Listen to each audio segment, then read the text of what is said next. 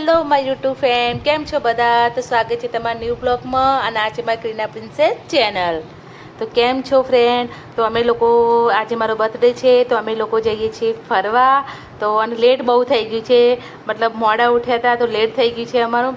તો લગભગ જુઓ ને અમે નીકળ્યા 10-10:30 વાગ્યા જેવા અમે વિસનગરથી નીકળી ગયા છીએ.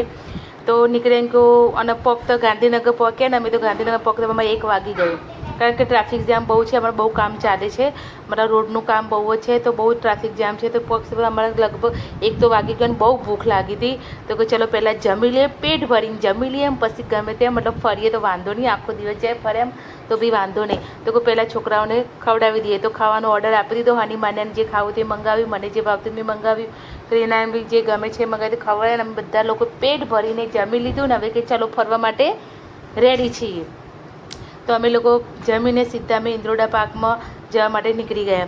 તો ઇન્દ્રોડા પાર્કમાં એટલા માટે અમે ગયા કારણ કે અમે દર વખત જઈએ છીએ, પણ ત્યાં ખાલી ફરવાનું મતલબ ડાયનાસોરનું ને જ છે, મતલબ ડાયનાસોરને જે મતલબ છે ઈંડા ને બધું, મતલબ એમના હાડ પિંજર ને બધું છે આમ ત્યાં. પણ મેં કદી જોયું ને કે ત્યાં વાઘ સિંહ ને બધું લાવ્યા છે. પણ જગદીશ કે ત્યાં વાઘ સિંહ અને દીપડો બી લાવ્યા છે. તો અને મેં કીધું તો પછી જયા જેવું જ છે, કારણ કે વાઘ સિંહ દીપડો છોકરાને બહુ ગમે જોવું. તો કે ચલો તને આપણે ત્યાં જઈએ. તો અમે લોકો ત્યાં નીકળી ગયા જવા માટે. તો ઇન્દ્રોડા પાર્કમાં અમે એન્ટર થયા પણ એટલું મસ્ત ઠંડુ લાગે, કારણ કે વૃક્ષ એટલા બધા હતા, મતલબ વન વિભાગ એટલે સરસ જ હોય. તો મતલબ તમે જોઈ શકો બોર્ડમાં કે અમે ઇન્દ્રોડા પાર્કની અંદર એન્ટર થઈ ગયા છીએ. તો અમે લોકો જઈએ છીએ અંદર. જુઓ અને એટલું ઠંડુ લાગતું હતું ખરેખર ફ્રેન્ડ, કારણ કે એટલી ગરમી પડે છે ને, એટલો તડકો પડે છે. આ વખતની ગરમી તો ખરેખર આ જીવન યાદ રહેશે, કારણ કે બહુ જ ગરમી. અને મને તો એમાં લો બીપીની અસર છે ફ્રેન્ડ.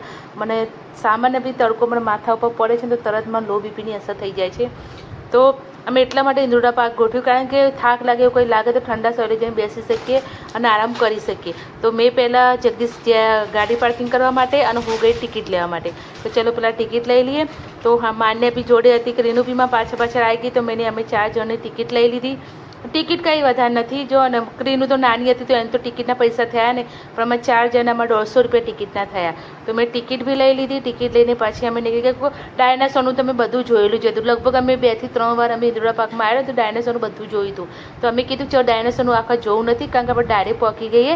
મતલબ સાપનું બી હતું, સાપ બી હતા, અને પ્રાણી સંગ્રહાલયમાં બીજું ઘણું મગર, હરણ ને બધું ઘણું હતું. કાચબા બાજબા મતલબ પક્ષીઓ, બર્ડ્સ ને બધું ઘણું બધું ત્યાં હતું. તો કોઈ આપણે પહેલાં ત્યાં જઈએ, કે ડાયનાસોરનું જોવા જશે તો બહુ જ મોડું તો ઓલરેડી અમારે લેટ થઈ ગઈ હતું. તો અમે બધા લોકો ત્યાં પહોંચી ગયા. તો ત્યાં અમે પહેલાં ગયા સાપ જોવા માટે.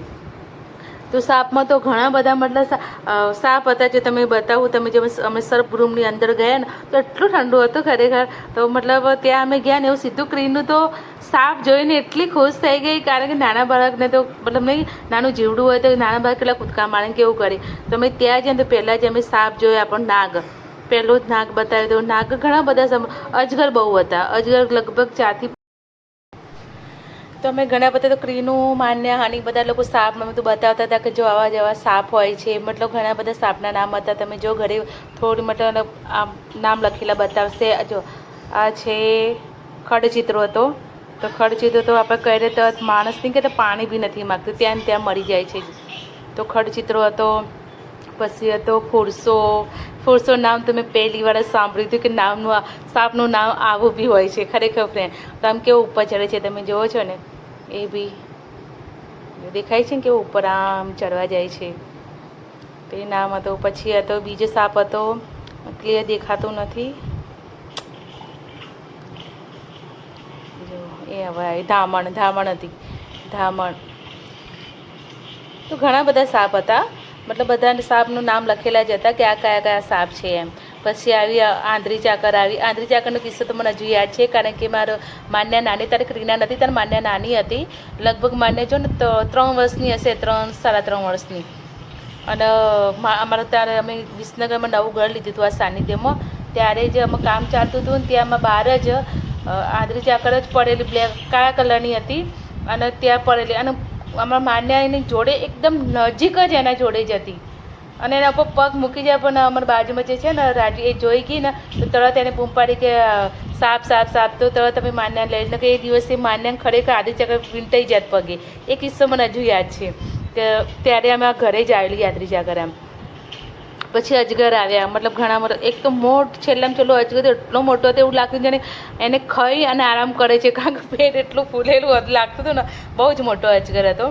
તો અમે ઘણા બધા લોકો મતલબ જોવા માટે આવે છે અહીંયા કે મતલબ ઠંડુ, મતલબ છોકરા બી ખુશ થઈ ગયા જોઈને. તો હાની માન્યાને તો બહુ મજા આવી કે એમને સાપ જોયા, બધા અલગ અલગ, મતલબ આપણા ઇન્ડિયન સાપમાં જે આવતો ને બધા એમને જોયા તો ખુશ થયા. પછી અમે બહુ થાક લાગે તો ફરીને, કારણ કે ગરમી એવી લાગતી, તડકો બી એવો હતો, એટલે શરીર પાણી તો માગે જ. અને પછી પાણી પીને અમે થોડું ઠંડા સાઈડે બેઠ્યા, કારણ કે અમારા વાઘને દીપો જોવો હતો ને તો અમે ત્યાં ગયા. પણ અમે ત્યાં ગયા ને તો બપોરનો ટાઈમ હતો, એટલે તડકામાં તો એ લોકો નીકળે ના, તો બંધ હતું, નહોતા નીકળ્યા. હવે ખાસું બધું બેઠા, ઘણી પબ્લિક હતી. પછી એમને પોજરું ખોલ્યું તો ત્યાંથી પછી સિંહ અને સિંહણ બંને નીકળ્યા. જો તમને દેખાતા હશે, દેખાય છે સિંહ અને સિંહણ, જો બંને એ બી તડકે ના તડકે ઠંડક હોતા હતા. તો બાજુમાં જ એમને ગુફા જેવું બનાવ્યું છે ને, ત્યાં પછી સિંહ અને સિંહણ ત્યાં જતા રહ્યા. અમે ખાસું બધું ઉભા રહ્યા, પછી અંદરથી નીકળતા જ નહોતા, કારણ કે એમને બી સાયલો જોઈએ ને, તડકો બહુ પડે છે, અતિશય તડકો છે, એટલે પછી એ બી નહોતા. પછી અમે એ જોઈને પછી અમે વાઘ જોવા માટે ગયા. તો સિંહ તો અમે ખાસું બધું જોઈએ, પણ પાછળની લાઈનમાં જતા રહ્યા, પાછળના ભાગે પછી બહાર નહોતા આવતા. તો અમે કંટાળીને પછી વાઘ જોવા માટે જતા રહ્યા. તો વાઘ જોઈને તો કેનું બહુ ખુશ થઈ, કારણ કે વાઘ એકદમ બહાર નજીક આવી ગયો તેમ ખુલ્લો. અને આ કેવું છે ઈદોડા ભાગમાં કે જેમ આપણે વાઘ છે પોજરામાં જોઈએ ને, આ એકદમ ખુલ્લા ફરતા હતા, મતલબ ખુલ્લું હતા, તમે એકદમ શાંતિથી જોઈ શકો એમ, એકદમ ખુલ્લા વાતાવરણમાં ફરતા હતા. અને ઘણી બધી એટલી બધી પબ્લિક હતી, બધા લોકો ખુશ થઈ ગયા હતા. અને અમુક વાર તો આપણને એવું લાગે કે સારું આ કૂદીને બહાર આવી જાય ને આપણને લઈ જાય, કારણ કે એકદમ ખુલ્લું છે. પણ એવું નહોતું, નીચે એટલો મોટો મતલબ ખાડો હતો, મતલબ અંદર ઊંડું બહુ હતું, તે કૂદીને આવી જ ના શકે. પણ દીપડાનું જે હતું ને, દીપડાનું આખું પેક હતું, કારણ કે દીપડો તો કૂદીને આવી શકે, તે ઝાડ ઉપર બી ચડી શકે. તો તમે જો વાઘ દેખાય છે, જો, અને વાઘ એટલો મોટો વાઘ હતો ફ્રેન્ડ, તમે આમ નજીકથી અમે તો જોયા ને તો બધા બીવા, મતલબ ડર તો લાગે જ, કારણ કે ભાઈ વાઘ છે. તો બધા લોકો, નાના છોકરાઓ તો બધા વિડીયો લેવા મળે. પણ વાઘ જેવો બહાર આવે, 5 મિનિટ સુધી જ ખાલી એટલો દેખાડે, પછી તો એ પાછો પથ્થર દેખાય છે એની પાછળ જતો રહે, વળીને પાછો આવે જ ના.